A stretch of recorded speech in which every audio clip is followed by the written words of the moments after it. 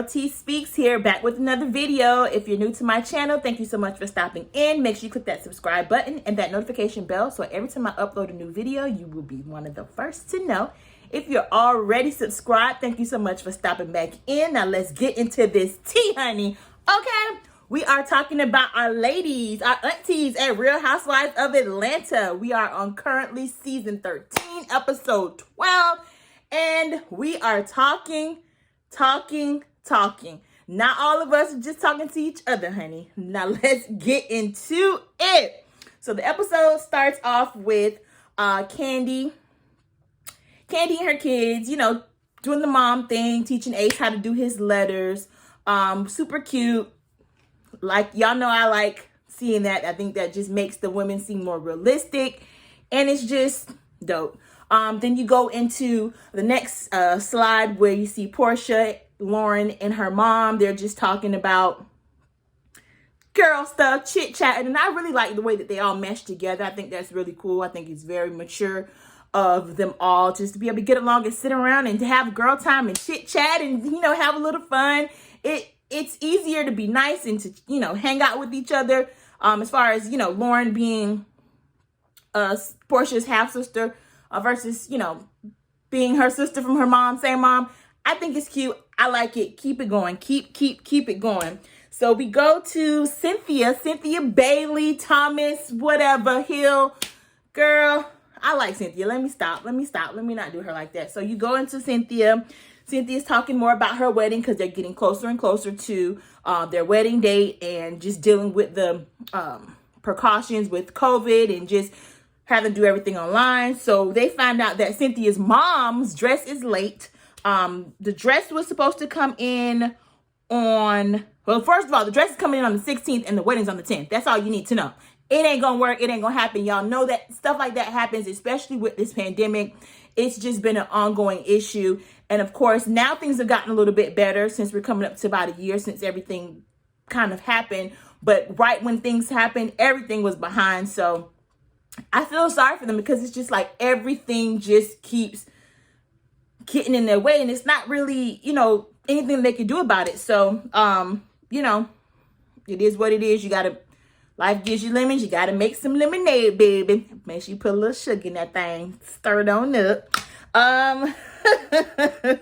So all the girls are planning. Well, the girls are texting each other and they're agreeing to go to a little shindig. Apparently, Marlo is planning a little event for all the ladies to go to. So everybody's, ready, down to go. Cynthia, of course, she can't go because she's got to deal with her wedding situation, which is way more important than sitting around a bunch of these heifers drinking and gossiping. So I get it. I understand.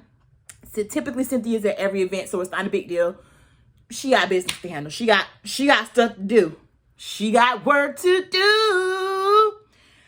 Then Kenya Miss Mo, is seen and she calls her dad. She's on the phone with her dad. He's made a couple of appearances throughout the lifespan of Kenya's appearance on the Real Housewives of Atlanta. He's pretty straightforward now. He gonna give it to you blood raw. I don't know if y'all remember, but they showed it on the scene, the episode when Kenya was first building her house, and she brought her dad to the house, and it was still a construction site. They were still building it. It was still, it wasn't finished. It wasn't completely done. And her dad she was like, "Hey, Dad, you like my house?" And he was shady. I don't think he was shady. I think he was just being honest. Like, it ain't much to see. So, that may be where she gets it from. I mean, of course, we don't see, her mom. So we can't really, put those two personalities together. But I can see some similarities. Daddy is a little shady. Kenya's a little shady and petty. It happens. I see where you get it. We see each other. Anyway, so they're basically, Kenya's talking to her dad about the situation with her and Mark. And Kenya says how she regrets not inviting her dad to the wedding, which if you're close to your dad, I don't see why he wasn't there in the first place. And she said basically the reason why she didn't invite her dad is because she was worried about her dad's personality and Mark's personality clashing, and they probably wouldn't like each other. But that should have been a red flag then. I mean, people gonna have personality differences, a little issue here and there, but your wedding? And you know, and I don't know if you guys remember, she didn't invite, I don't think anybody, any of her friends or anybody, and she just went off and got married and didn't tell anybody. So that was kind of like, I don't know. You didn't want to invite your dad because they wouldn't get along, but you're going to be married and they're technically going to be family at that point. So how did you think that was going to play out? You're a little too old for that. You playing a little bit too much. So Kenya tells her dad that, you know, Mark did file for divorce, but he eventually just withdrew it. And from my perspective, she was saying it like, oh, you know, Dad, he just got mad and filed for divorce. It's okay. But, you know, he withdrew it. No, he withdrew it because it was out of it. He wasn't in the right jurisdiction, sweetie. I'm pretty sure, I'm almost certain that Mark still wants to go through with the divorce. So I think she's, it seems that she's not aware of certain things, like self-awareness. She's playing these games in her mind to make it seem like it's not that bad when it really is. I don't know if you guys are gathering that, but that's what I'm gathering. She's like, oh yeah, but he filed a divorce, but he just withdrew it. No big deal. No, it's still a big deal. That man is pissed off. You are filing custody, paperwork having him served. You pretty much divorced. She's just a little delirious when it comes to that. Her dad had been married for quite some time. I think they said 31 years. Don't quote me on that. But, and Kenya was just talking to him about, you know, how you guys were able to make it, you know, so long. And he was just saying, you know, communication is key. And being able to like that person, really enjoy being around that person, it, you know, definitely helps. And Kenya decides to say, well, you know, it's been 3 years for me. And her dad, shady. He's like, has it been 3 years? Have y'all made it? Have y'all made it to 3 years? Because I don't know. And, you know, they were talking a little bit more about the divorce and what was going on between her and Mark. So, listen, I'm not a big fan of Kenya. However, at the end of the day, do what's best for you both. If you guys want to work it out, do what you can to work it out for Brooklyn, for yourself, just to have a happy 2-family household. But if it's not going to work, just let it go. Let it go, move on. Life is too short. You can be here today, gone tomorrow, and you're fighting over what? What are you fighting over? Just let it go. So, best of luck to them. Like I said, I'm not a fan of Kenya, but I can be more mature. I'll put my big girl panties on today. Best of luck to y'all. I hope y'all can figure this out and keep that volatile, toxic situation y'all got going on away from the baby. That's the biggest thing. So then you see Drew and Kenya go and meet for dinner. Now I'll give it to Kenya. I liked her. I really liked her outfit. I like Kenya in all white. She does do it all white. She does it quite often, but I really like her in all white. It just gives her this crisp, clean, regal look. And she had on her snakeskin boots, like knee-high, thigh-high boots. So she was super cute. I have to give it to you. But I have to give credit when it's due. I'm with you when you're right. Drew, I like Drew. I really do. But girl, who is your stylist? Or maybe you don't have one. Please you can afford one. Girl, if you can't afford one, go to Pinterest. That's what I do for my outfits. And baby, I can dress. All I do is dress and rest. Because love don't live here anymore. Y'all old heads know about that movie. I ain't even going to tell the name of the movie. But if you know, you know. Pinterest, girl, go to Pinterest. Get a good girlfriend. FaceTime her when you're getting dressed. If you got a sister, you know, or a good Judy. Reach out to them before you go put these outfits together, especially when you know you're going to be on TV. Because, baby, I don't know what you had on. I don't know. You look like a bag lady, and you're going to be on TV. Even if you got to rent the clothes, like something. I don't know. It's just not connecting for me, and I really like Drew, and I know they're going to come for her. I already know people going to come and keep coming for her because she's the new girl on the set, and she's just trying to make her way. Just like anybody else, but you gotta step up in your fashions. Boo, because going down to the swap shop, going to the flea market, get you a cute little outfit, mix it up. Do something, because it's the outfits for me. But I like you, it's the outfits for me. So then they sit down, and you can already feel a little bit of tension, because if you remember, back when the girls were in South Carolina, Drew had brought up the fact that the girl that she felt that she brought up Kenya and used her as an example of being fake. And Kenya, of course, didn't like that. So I already knew it was going to be a little bit of tension, a little bit of, when she sat down, because Kenya is Kenya. So they greeted each other, and then they started talking about that situation that we just talked about. And then Drew also made a really good point. Drew said that she basically was, wanting to get into why she told Kenya, I feel like you're being fake. Because, of course, Kenya's playing the victim, as always. But Drew said about the private jet situation. So apparently Kenya already knew she was taking a private jet. She told Drew, and, hey, I'm taking a private jet, but don't tell the ladies. And they showed the text thread, and it was like, okay, yeah, please don't tell the ladies. She was like, yeah, that's between us. But Kenya claims she said it because she wanted to be the one to tell the ladies that she was taking her and LaToya was taking a private jet. But I don't know. I don't think she took a private jet, period. But that's just me. But Drew felt that she's being fake. That's just pretty much where it got to. So for some reason, Drew, I guess because she's supposed to be singing for Cynthia's wedding. I guess she's been practicing because they should show her doing her runs with her husband earlier in the show. She just started like humming and singing and doing these random runs in the middle of the conversation because it got a little heated. So maybe that was her way of getting Kenya to back up a little bit. Let me change up a little bit. Let me switch it up. Let me start singing while I'm talking. And it got kind of weird. So Drew starts, I'm not a singer, so do not judge me. Judge your grandma.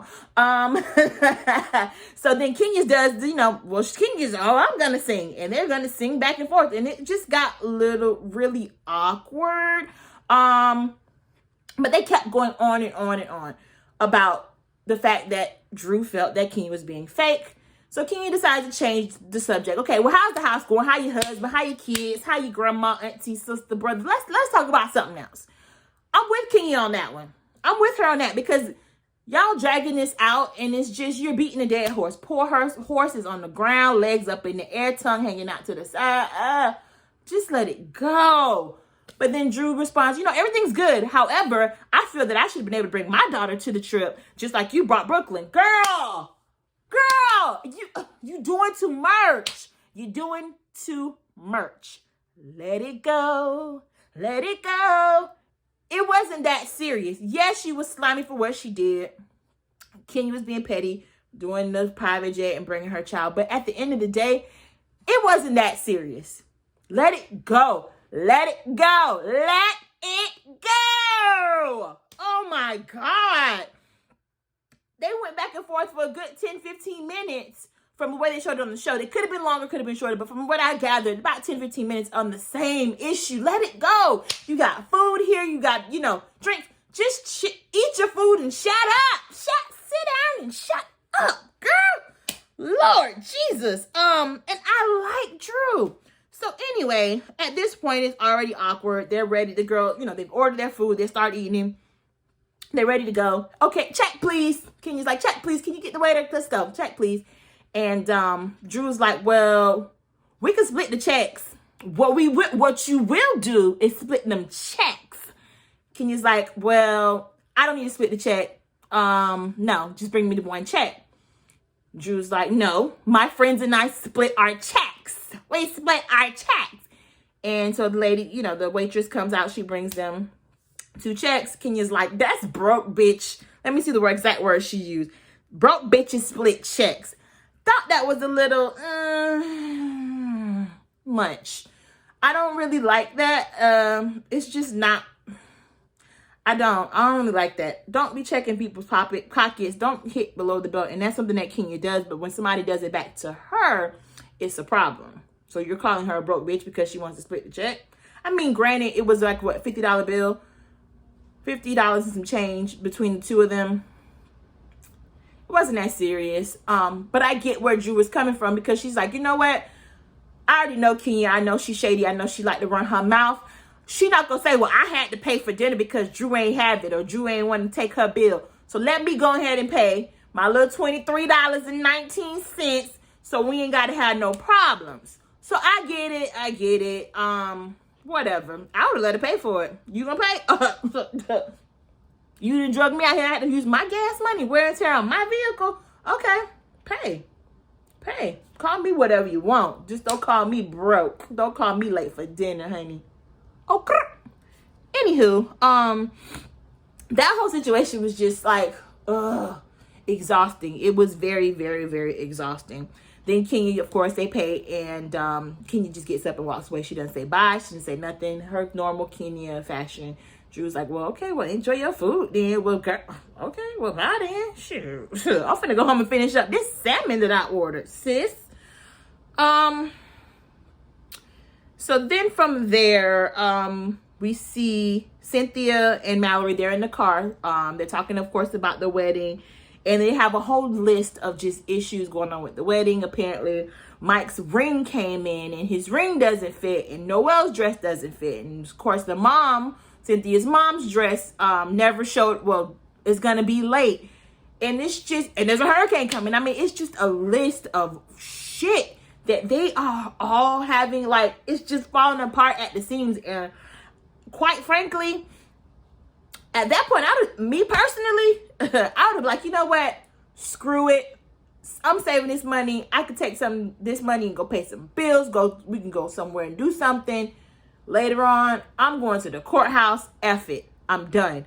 So when my day finally comes, whenever God sees it fit or whatever, listen, either I have to have a wedding planner or I have to have somebody in charge to handle all of that extra stuff, because my patience for stuff like that is this. Can you see? This. Dope. Can't.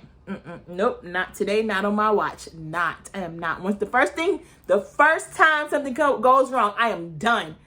That's it. F it. We're going to the courthouse. My parents did it. Hey, a wedding is a wedding. A wedding is a wedding. You can spend, not to sound negative, but you can spend like a bunch of money on having a big wedding, and that doesn't mean you're going to stay together. So, again, take me to the courthouse. I wear my dress at the courthouse. Done. Sign, notary, boop, boop, boop, done. But, you know, she's clearly stressed, but Mallory just talking it out. And then Mallory apparently gets a text, and the text is talking about a blog. So apparently the blog, I don't remember the name of the blog, whatever. A blog is basically talking about what went on at the bachelorette party. So somebody that ran their mouth, bumping them gums, and decided to share what happened with the bachelorette party. Apparently, allegedly, somebody slept with a stripper. So then it comes up that, you know, something happened at this bachelorette party. But again, like I've said, week after week after this whole situation has happened, who cares? Who cares? And the first thing that comes to my mind when I heard Mallory say, oh, well, you know, the blogs have got the information. They got the tea on the bachelorette party. Kenya, who else? Who else would have took the time out of their day to go to the blogs to tell them what happened at the bachelorette party? Kenya, duh. And Cynthia knew it. In her confessional, she already knew it. She hinted at it. She already knew. She didn't say, because, of course, for some reason, Cynthia won't necessarily call Kenya out on her bull crap. But Cynthia knew. She called it. She subtly dropped the ball or the bomb on it and was like, yeah, we know who. It was an insider. We know who it was. So the ladies get over to the pumpkin patch where Marlo has everything set up, has little drinks and everything set up for the ladies to have, you know, a little bit of fun, just to kind of hang out at the pumpkin patch, do little activities. And of course, the immediate first thing that comes up, they're talking about the freaking blog. So Kenya's one of the first people to come up to the pumpkin patch. And, you know, they're talking about the blog, and Marlo's like, well, you know the story got to the blogs. You know how she is. Yo, you know your story got to the blogs. I love you, Marlo. I'm just saying, sis. You need to take a little bit of that bass out your voice. Just a tad bit. I mean, we tall. I'm tall too. we're tall, and sometimes we have to tone it back a little bit and add a little bit more feminine, because that was giving me a little drag, just a bit. Love you, girl. And then Kenya says, well, I think it was an inside job. Inside your throat, inside your mouth. Yeah, it was inside of you, inside your brain. That's what it's inside of. She get on my she just get on my nerves. Oh. 3, 2, 1. 1, 2, 3. Who the heck is bothering me? Kenya Mo. Anywho, she thinks it's an inside job, so she's like trying to hint basically maybe it was somebody. It had to be somebody that was there. Well, clearly it had to be somebody that was there, because the show hadn't aired yet. Clearly, you were there. You're making a big deal out of it. Clearly, it was you. Girl, bye. Have several seats. Sit in all the seats in the American Airlines arena. Please. Thank you. And then it comes up that, well, where's Tanya? Well, Tanya. So Miss Latoya Ali's like, well, Tanya's in Canada. She's gone. She's fled the scene. She's MIA. And, the producers have like edited like this picture of Tanya like with the wanted ad, just like, well, where is she? Because she's obviously guilty because she's in Canada. Mind you, she's from Canada. So, anywho, so they brought up the fact that, Tanya did, Marlo was like, well, Tanya did say she was in the room with Portia, but she did say she was eating snacks. Who cares if she was eating snacks or carpet or sausage sandwich from Bolo? It don't matter. It ain't your business. Oh, God. Anyway, so then Cynthia calls on FaceTime with the girls, and they're like, well, where you at? What you doing? And she's like, listen, I got a lot of wedding stuff I got to handle. It's important. I got to take care of that. It is what it is. But then they start talking about, well, are you getting a prenup? A prenup? Well, no, we're going to do a postnup. And everybody at the table was like, girl, are you crazy? What the hell? You ain't going to get no prenup after what you just went through with Peter? And actually, Kenya did say that. I have to agree with her on that. We're 2 for 2, Kenya Mo. 2 for 2, babe. 2 for 2. Which is scary. But she was like, yeah, after what you went through with Peter and all the financial issues y'all had, they had financial issues before they even got married. They almost didn't get married because they didn't have the coins to get married. That should have been a red flag. But anyway, so she's like, no, we're going to do a post-nup. We got enough going on, enough issues, COVID, all that stuff. We're going to do a post-nup. We're good. Candy weighed in on it, and she's like, no, I think everybody should get a freaking prenup. Get a prenup. And I get prenup me, please. Ain't got not that much, but prenup, thanks. And then, all the other ladies would just weigh in like, yeah, you should get a prenup. Like, you should get a prenup. And then Kenyon was like, yeah, I tell everybody to get a prenup, but I didn't do it. I didn't take my own advice. Well, you should have just kept that part to yourself. Zip that shit up, because practice what you preach, poo. Anywho, Portia's lost. Portia's me. This is me all freaking day. Every time there's somewhere to go, I'm always getting lost. I get lost in my own city.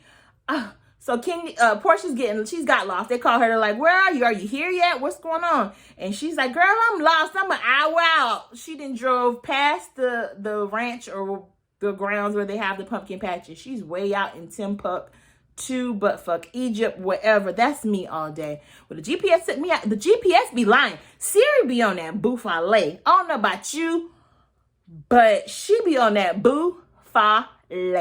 Look it up. Google it. So she's out. So she's just basically gonna miss the whole event because she's gone. She's lost. She don't know where she at. The Siri don't know where she at. Ways, none of that. She just gone. Then Kenya and Drew get into it again, yet again, about Kenya, feeling some type of way because Drew called her fake, and Drew was like, well, you acting kind of fake, so I'm gonna call you fake. If his name is Clay, I'm gonna call him Clay. Anyway, it's just to beat a dead horse, and I just don't want to keep going and rehashing the same thing. But they're rehashing it. And then Kenya makes a little snooty remark because Drew had her platinum blonde, white wig, white blondish. I don't know. It was white. It looked a mess, but It looked a mess, but hey, whatever floats your boat. If your man like it, that's all that matters. I don't care. But Kenya was like, come on, Storm, because it was like white like Storm. And it just didn't really it wasn't flattering for her. I don't know where she got it from or where she got the wig from that she had in the first scene, beginning of the scene, because it looked like something somebody grandma or old ass auntie would wear. I don't know, but you live in Atlanta, Pooh. I'm almost certain you can find somebody that could do your hair decently. And I'm almost certain you got a coin to get a decent lace wig. Hell, Amazon, AliExpress, all of that. Now, that's for us people who ain't got it like you got it. So I know you have resources. Use your resources. Use your resources. Come on now, Drew. Get it together with this wig now. So they do, they go ahead, ladies, do little fun little activities out there on the little ranch. Have a little bonding time, just chit-chatting, and then, it's getting dark, so most of the ladies are leaving. I think Candy left, Kenya left, Marlo, of course, being Marlo, she was messy as Kenya's leaving. She's like, well, hold on, Kenya, Drew needs a ride. Drew was like, hell to the no. She can go to hell expeditiously. Expeditiously? Expeditiously. I don't blame you on that, Drew, because, no, I don't need a ride. I got a car. And if I didn't, I could Uber, I could Lyft. I hitchhike before I get in the car with your ass. I get it. I don't blame you, sis. So then the ladies are still there. So then it's Shamia, Marlo, and Portia. Shamia, Marlo, and Drew still sitting there waiting on Portia. They're like, well, we don't want her to come all the way out here, because she is trying to make it out here. It's getting dark. We don't want her to just come out here and be out here by herself. So they're really good. I like that because that's the kind of friend that I'll be like, okay, well, either if I'm going to call her and let her know, hey, don't come, or I'm going to wait and make sure, she's not out here by herself. This could turn into a Lifetime movie quick, and we don't have time for that. So they wait. So Portia finally rolls up 10 hours late. I'm telling you, this is me.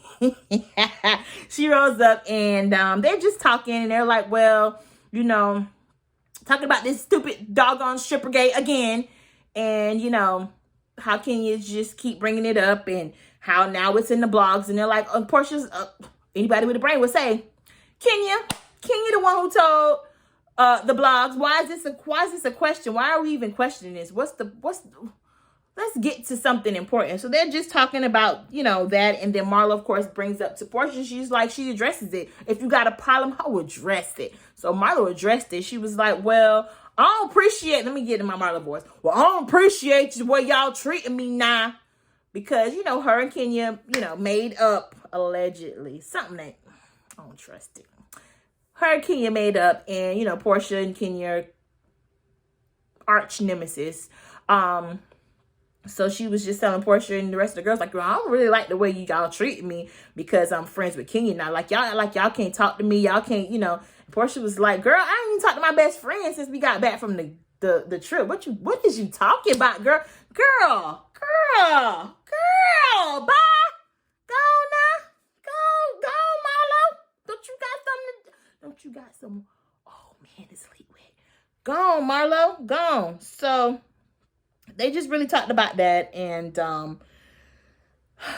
they all decided, let's go. And Portia made it good. She's like, let's all leave together because it's dark out here. Ain't no lights, ain't no electricity. We not finna. No, let's all leave together. So they all, pack up and leave. And it's that scene. Then we get over to. I'm not going to make fun of this. We get to Kenya. Kenya's going to a much needed therapy session. So I guess, with everything that's gone on, with her and Mark and baby and just everything, I guess everything piled up on her. So she decides she wants to go to seek therapy. I am an advocate for therapy. Go to therapy. Go to therapy. If something ain't right, if you're not feeling something, go to therapy. There's nothing wrong with going to therapy. I'm tired of people saying, well, that's for crazy people. I ain't going to therapy. They don't need to know my business. Go. Those people go to school for many years. They study the human behaviors and the human ways. They can help you. I've been to therapy a couple of times. Go. I might go again. Go. And it doesn't make you crazy. It doesn't make you, it's not a laughing matter. Go to therapy. Sit down and talk to somebody about your issues. It's okay. Kenya really needed to go. She unpacked a lot at the therapy session. She talked about her mom, which we know. Oh, this eyelash in my eye. Oh. talked about the therapy, talked about the therapy session. I mean, at the therapy session, she talked about her mom, her situation with her mom. Her mom abandoned her at 3 days old. You know, she was with her grandma and her mom's family, and she was just saying how she feels her family just accepts the way her mom is, and nobody really protects her. And I can agree with her on that. We're 3 for 3, Miss Mo. We're 3 for 3. So she felt, and I remember when they did show a flashback when Kenya went to go to her mom's house while they were recording, and she had her whole family in the truck. Kenya got out, knocked on the door. Hey, it's Kenya, it's me, it's your daughter. Open the door, and her mom locked the damn door and didn't even open it. And I was like, well, sheesh, that's harsh. And I can relate to some of the stuff that the way she feels, because, you know, I don't have the best relationship with my mom, and I can understand Kenya a little bit more, because, I mean, that's harsh. I mean, it wasn't as, the relationship I have with my mom is not nowhere near that, but it's not like, we're besties. No. So I can understand with her feeling the way she feels, because like her family hasn't corrected. Her family does addresses it, says, well, from what we see, from what she's saying. So she feels like abandoned because nobody's really stepping to the plate and saying, hey, you wrong. That's your child. That's your daughter. You should, you know, not open the door for her. You should have conversations. You should try to build a relationship with her. But she doesn't. And then Kenya said something that is like, it made me drop my jaw a little bit, because she said that she, you know, she always has these relationships with men who just don't treat her right. And she was in an abusive, what took me was she was in an abusive relationship with a guy when she was 15. And she said he was 11 years older. So I did the math, and I was like, he was 26. So he was 26 years old and you were 15. That is against the law. That is, people make light of it. Like in high school, I can remember a lot of the girls, you know, they call it grown. Oh, well, my man older, he don't even go to school. He out of high school. And when I think about it now, at 31, I'm like, that's rape. Like, that's not okay. I don't understand. And he was beating her on top of that. What the hell? Like, what? I had to do a double take, and I'm surprised that she shared that. And I appreciate her for sharing that, because a lot of times, specifically in the African-American community, that stuff is like, that whole situation where the guy's a lot older and he come and pick up the little high school girl and he grown, he got a car and all of this. A lot of times we push that under the rug. We think it's cute. Oh, she just being ground. No, it's something wrong with it. It's against the goddamn law, and it's disgusting. Y'all need to stop that shit. I don't like it. I don't appreciate it. I got little sisters and I got a niece. I'll be damned if she 15. You tell me, you dating what? Them books? 26, girl. Let me shut up, cause baby, hunty, baby. I ain't playing. I don't play like that. But it makes you look at Kenya differently. Not differently in a bad way. Just makes you understand a little bit more of Kenya.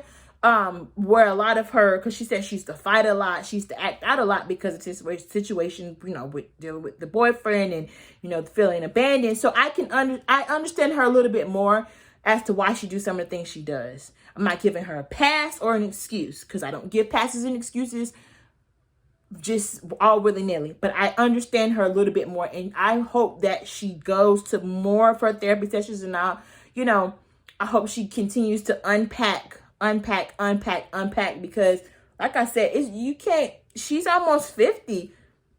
The stuff that she's doing and she's pulling, you're definitely hurting inside, and hurt people. Get you some help. And I will say that to anybody. Get you some help. If you think just go sit down and talk. You never know.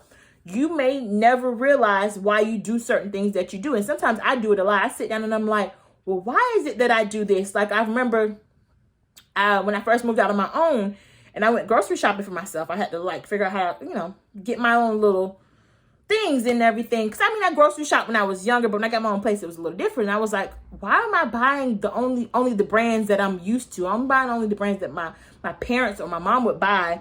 And I'm like, well, why? Nobody's telling me I have to eat this. Why am I purposely doing this? And I'm like, okay, you shopping like you on her budget, your parents' budget, your mom's budget. when you're not. And it's just like, okay, that was programmed into my head to buy that. So I'm like, okay, let me try different foods. Let me try different brands. Let me try different things. I was always just so set on doing what I was trained and programmed to do. Okay, we buy this brand. We eat this type of food. We only eat it this way. We cook it this way. And no, you don't have to. And it's just some other things that I've noticed that I do. And I'm like, well, why do I do it like that? Or why do I say it like that? Why do I feel that way? It's because you're programmed to, good or bad. So therapy's okay. It's okay to go to therapy. It's okay. Go. If you need it, go. If you don't think you need it, try it out. You never know. So anyway, next, so the episode pretty much ends. They show a preview for the next episode. They show Drew and Latoya getting into it about this whole pastor, reverend, sleeping thing, marriage. I need to know what's going on. Anyway, can't wait to find out what's going to happen next week. Can't wait to see the wedding because it looks like they're going to be showing previews of Cynthia and Mike's wedding. It's going to be dope. Can't wait to see how they end up figuring out all the issues that they had, going on that checklist of everything that was wrong. I hope everything works out for them. Of course, I know they got married still, so I hope everything worked out a lot smoother than, the wedding that Cynthia had with Peter, because it wasn't that pretty. But anyway, thank you so much, guys, for watching. Can't wait till next week, next season. I'm gonna go ahead and get in here and get into Married to Medicine. I know this season just started, so I will be back with my review for that. Thank you guys so much for watching. Make sure you like this video, please. Like, comment, drop your comments down below in the section. I talk back. I don't think I'm Beyonce. I respond. I be checking. Subscribe to my channel because I got a lot more coming for you guys soon. Thank you so much. I love you. See you guys soon. Bye. Toodles.